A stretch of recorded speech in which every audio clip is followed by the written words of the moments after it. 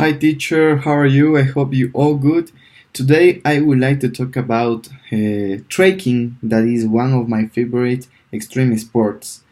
So trekking is a kind of walking undertaking with a specific purpose, that is exploring all the environment. It means mountains, lagoons, valleys, or whatever you can explore. For example, here in Ecuador, we have a lot of resources to do this. We have a lot of lagoons and we have a lot of mountains because we are in the Cordillera of the Andes. Okay, so um, I would like to talk my own experience doing trekking, and I have done so many trekkings here in Ecuador.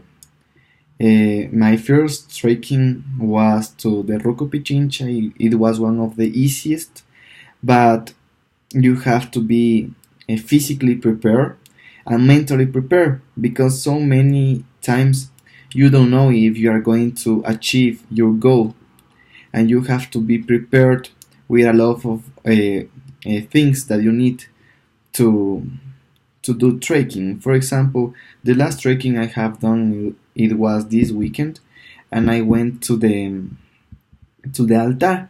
So I would like to tell so many stories of the altar, because this has a lot of history, and this extinct volcano was the biggest mountain in the world, even bigger than the Everest. So the Incas called these mountains Kapar Urkur, that means the great mountain.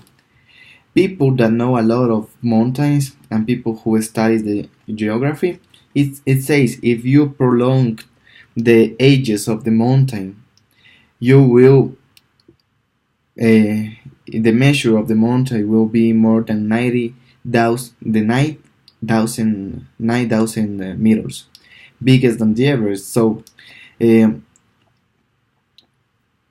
now is not too big, because in the 1990, 1490, the last eruption of the Altar volcano, like falls down all the mountains, and now the mountains is take place like a mountain like this. It's like called altar because you is like an altar of Catholic churches, and every top of the mountains of this big mountain has a specific name with Catholic of the Catholic churches. The biggest, the highest of these ages of the mountain is the Obispo.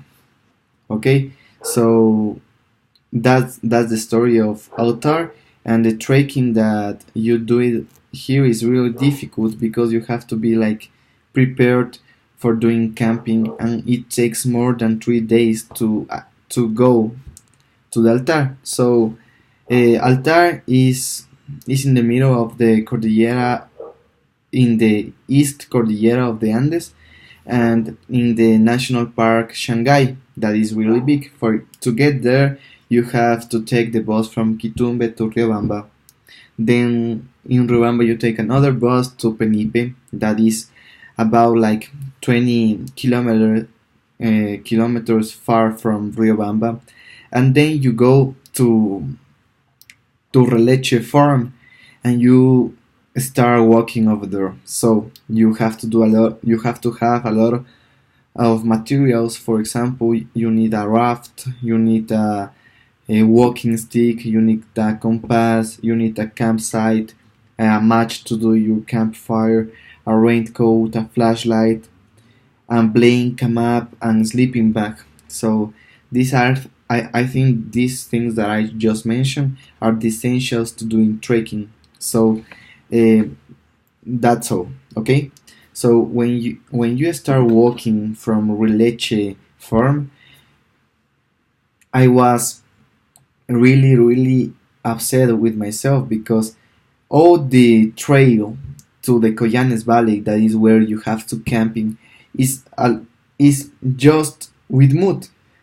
imagine just doing one step over there is like really hard, and it takes me 7 hours walking around 15 kilometers from Releche Farm to Collanes Valley.